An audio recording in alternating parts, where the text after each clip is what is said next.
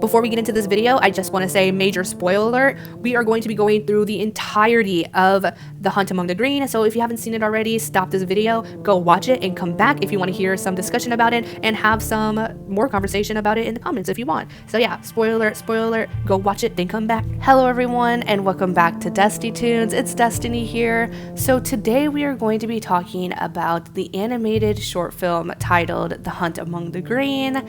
So let's go ahead and get into it.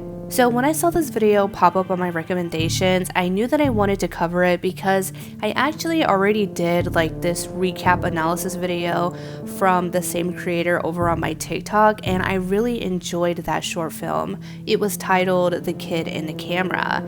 Now, something that I quickly picked up on from the intro of The Hunt Among the Green is that this is either taking place in the same universe or it's some sort of continuation of The Kid in the Camera. And after watching A Hunt Among the Green, there was actually quite a few similarities that I saw between this short film and the other short film that I watched previously. So of course we'll be going over the similarities throughout this video. I mentioned in my TikTok video that I was unsure if The Kid in the Camera was classified as analog horror because I was still pretty new to what analog horror was, but after watching A Hunt Among the Green, I'm pretty much like 99% sure that this is analog horror. Not only is it analog horror, but it's my favorite sort of analog horror, the kind that mimics a children's network or television show and then of course turns into something much darker. Going into the short film itself, it looks as if it's the same television network, Tiny Toe, that we saw from The Kid in the Camera, as well as the same TV show titled Star O'Clock Stories. Now, I just want to say, after witnessing the ending for both of these short films, I'm just going to go ahead and say that everyone in this universe should be boycotting and reporting this network because what the heck is going on over at Tiny Toe? Like, this seems like some sort of crime circle, not a children's network. Before diving into the actual plot of this short film, I want to talk about my appreciation for the claymation style of this short film. It gives me the same vibe of watching those Christmas specials that came out when I was a kid that I really enjoy, so it does an amazing job of capturing that nostalgic feeling that makes you feel safe and comfortable. Though, if you are new to the analog horror genre, the goal of this sort of content specifically is to take things rooted in childlike innocence and completely obliterate it. This short film also gave me Thomas and Friend vibes. If you've seen it, then you know, because none of the characters in this short film have actual dialogue. Everything is narrated by a narrator, which really does solidify that children's show feel, as this is something that was pretty common back in the day. Oof.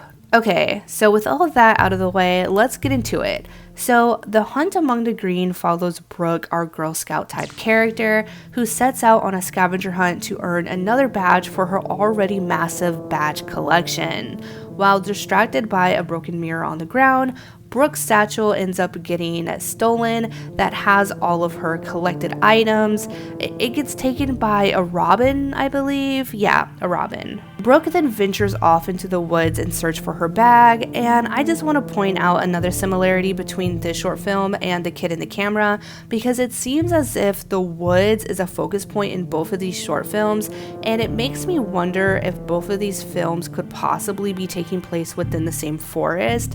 It is hard to confirm whether or not this is true or this could be the case, seeing as A Hunt Among the Green takes place during the day and The Kid in the Camera, the forest is only ever seen at night, and it has like a more realistic viewpoint than The Hunt Among the Green, so it's hard to tell exactly, but it's something that I thought I should mention. Anyway, the idea of Brooke in the forest alone was already enough to make me feel unsettled, especially knowing that this is a horror film at the end of the day, but I felt even worse when Pippin Pond Possum appears, and startles not only Brooke, but honestly, he kind of scared me too.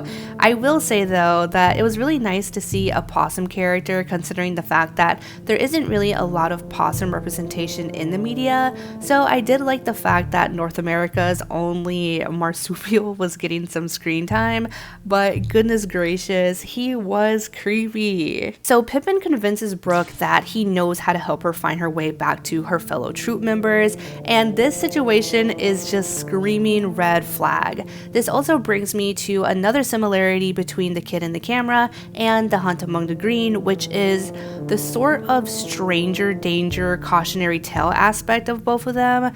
In The Hunt Among the Green, we have characters like Pippin Possum and Desmodob, who Brooke recognizes from television, but who are these characters in her universe and why are they lurking around in the woods? Like, huh?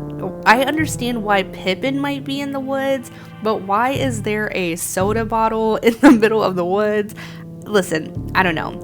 And then we have our character called the Sleep Fairy, I believe, in The Kid in the Camera, who ends up luring the little boy into the forest. We unfortunately find out that all of these make-believe characters aren't actually who they say they are, and it's very spine-chilling and a plot twist, but we will touch more on that when we get there. So as Pippin and Brooke are walking through the forest, there are a couple of things that caught my attention.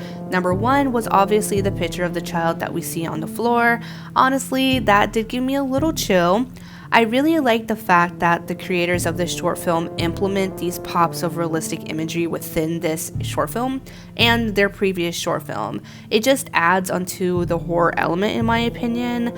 Now, the second thing that I noticed was the spiderweb. So we see the duo walking by the spiderweb, and I'm not sure if it was meant to represent the moment that Brooke would end up walking into the spider's web or trap, but that's just what I thought when I saw it, and if that's not what it's meant to indicate, I still think that it's a really cool detail that can be interpreted by the viewer any way that they want. I just thought it was something worth noting. Alrighty, let's get back on track. So just when I thought that this situation with Pippin and Brooke couldn't get any worse, there comes Desmodob, and if we thought that one stranger was bad, two was even worse. I didn't think that a bottle of soda could be so creepy, but I immediately wanted Brooke to run, because something felt extremely off and these two just smelled like trouble. Then they emphasized the bucket. I did struggle to understand in the beginning the significance behind this bucket, and I wouldn't realize until the ending of this short film why they did this. Now, of course, I did have a feeling that there was something in that bucket that was a no-no, but I guess I thought that maybe something would either be poking out of the bucket or dripping out of the side. I found it interesting that there weren't any hints given to us outside of the bucket itself. It's also around this time that we hear another voice in the woods, and I'm gonna be honest, I didn't realize at first that this was someone calling out Brooke's name. I thought that maybe somebody was calling out for help and they maybe had like tape on their mouth. Like, I even covered my own mouth and started to yell out help to see if it sounded similar, and it actually did. Like, let's try it.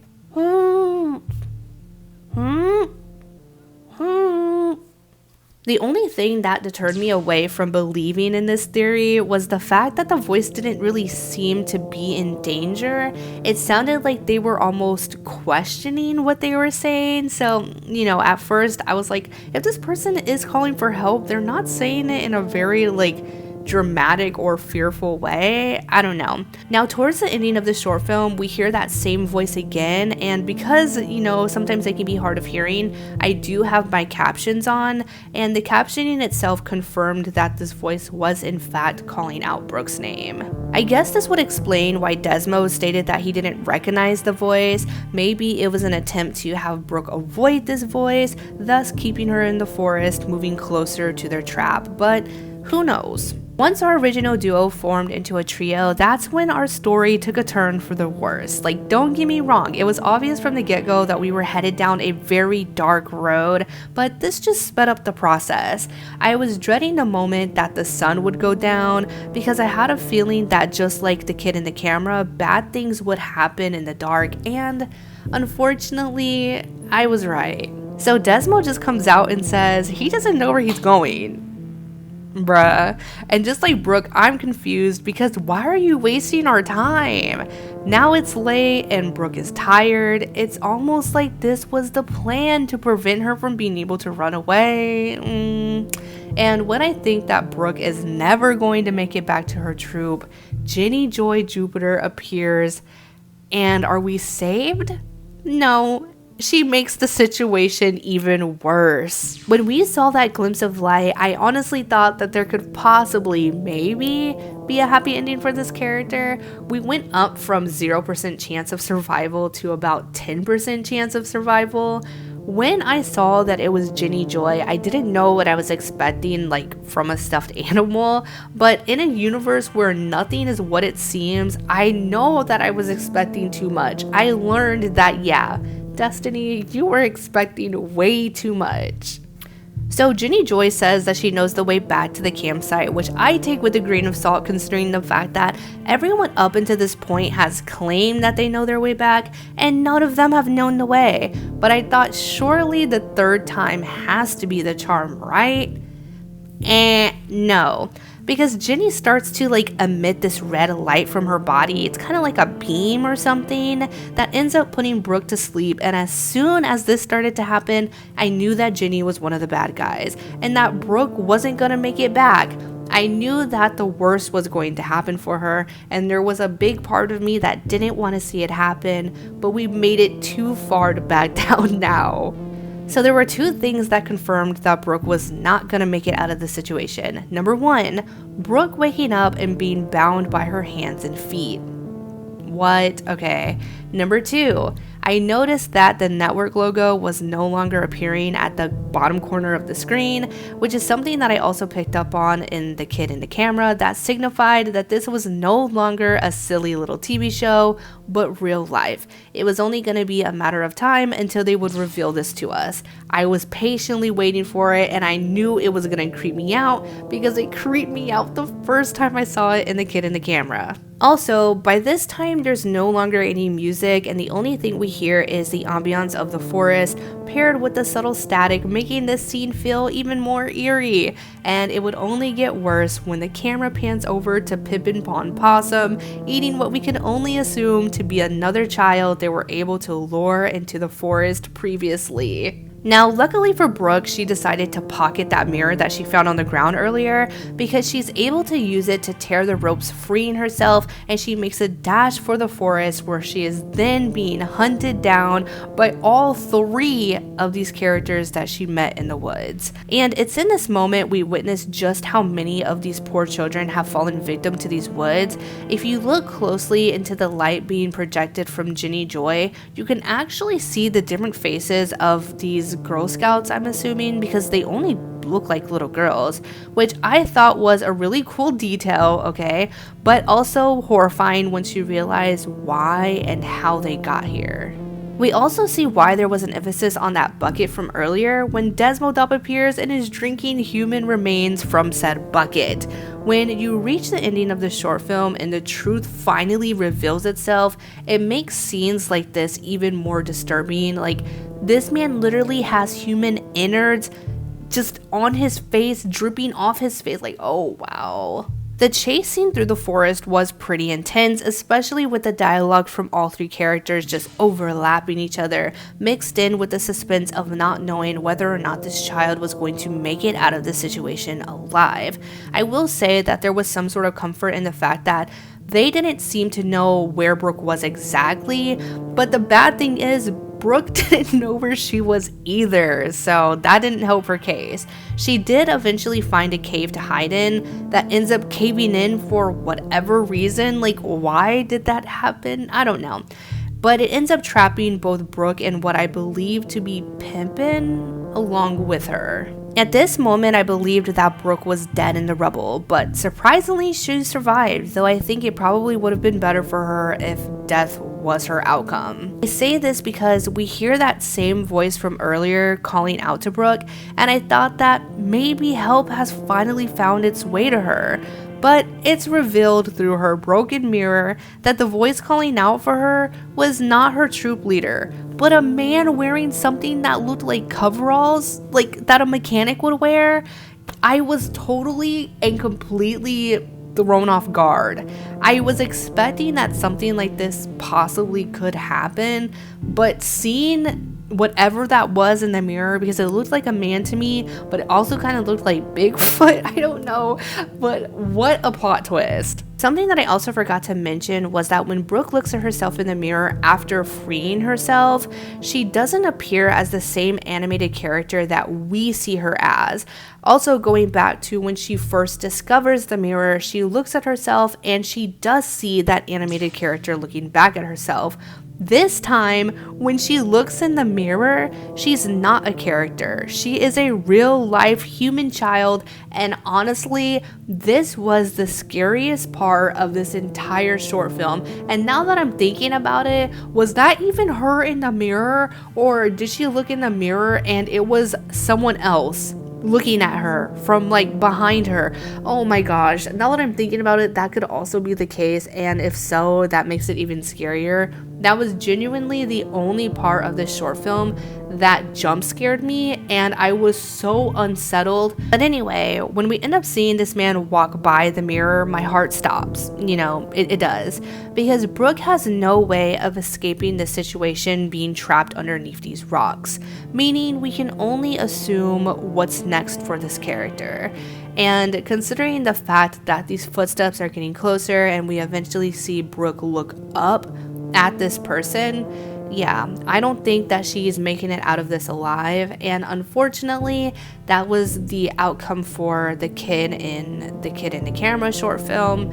So it's a pretty ongoing theme that children are going to be falling victim to these villains in these short films. So if you're expecting a happy ending, don't watch anything that is like a animated horror short film, especially if it has like analog horror themes, because they never care about sparing children. Like, they don't. Now, it was interesting to me that they decided to go this route with the short film, considering the fact that it's the same path they took with the kid in the camera. In both of these short films, the viewers are made to believe that this is a television show where the children and these talking objects are just in this make-believe situation, until the end, where it's revealed that these are actual children being lured from their homes or from the safety of their troop leaders into a forest where they will meet their unfortunate demise by the hands of actual people, and not silly characters like fairies or soda bottles. In the beginning of this video, I mentioned how I felt that these short films were made to serve as some sort of cautionary tale, and I stand behind that. Especially after finishing The Hunt Among the Green, because both of these situations could have been avoided if these children did not engage with strangers. Now, this is not me victim blaming the children because they're children. I'm not expecting them to like have the experience and knowledge to navigate life like completely safe and things like that. Maybe the point of the Tiny Toe Network is to put out these really dark and disturbing PSA videos to deter children away from putting themselves in potential danger. Now, that is a stretch. That is a reach. I would like to believe that there could be like something in all of this that's trying to help, but honestly, it feels like Tiny Toe is a cover-up in order to like lure children from the safety of their homes or from adults to eat them. Like, yeah, maybe it's dark. Maybe there is no light at the end of this tunnel. It's just a very, very dark walk to an inevitable end that is dark, scary, and filled with death. I will say though that this sort of concept would be really cool because analog horror, or at least analog horrors that I have seen, never really seem to be created for a specific purpose outside of scaring their viewers, and these short films could be just that, you know, who knows. But I do also like to believe that there's supposed to be a lesson in here somewhere. You know me, I'm a sucker for learning something. I'm a sucker for there being a deeper hidden message. I don't know. To finish up this video, I want to say that I thoroughly enjoyed this short film because unlike a lot of analog horror or just horror in general that I've seen in the past, This short film doesn't heavily rely on jump scares, but instead it takes its time building up suspense, either through subtle imagery, sound effects, and just knowing this child's position in general, you know. With viewers being aware of how dangerous Brooke's situation is, it just makes the entire viewing experience uncomfortable and suspenseful enough. We don't need the jump scares. We already know what's going to happen, and that feeling of uneasiness throughout the entire short film is what makes it horror, in my opinion. With all that being said, I'm not sure if this is going to be an ongoing series or not, because honestly, I didn't even know that there was going to be a continuation of The Kid in the Camera. I'm really hoping to see more of what this could be. My only critique would be that I hope that they don't continue to take the same route of luring children into the forest and then it being shown that all of this is actually real. I feel like there's only so many times that you could play this out successfully until your viewers become bored with the repetitiveness. But other than that, I'm really excited to see what this could be, and I'm really hoping that we see more because the characters are done really well. I love the character design. The animation is really great. The narrator did an amazing job. The level of horror is just enough that it doesn't feel like it's doing too much, but it also does leave the viewers feeling fearful and uncomfortable, which means that you did something right. But thank you guys so much for tuning into this video. I hope that you liked this sort of format that I'm doing now. Instead of just doing reactions where you see me watching the video, I'm going to start doing these sort of short film breakdowns or just video breakdowns where we just go through the whole thing together. I give you my thoughts, my opinions, and things like that, and we can discuss it in the comments if you like. So with that being said, if you've watched A Hunt Among the Green, let me know if you have. If you haven't, it's going to be linked down in my description down below.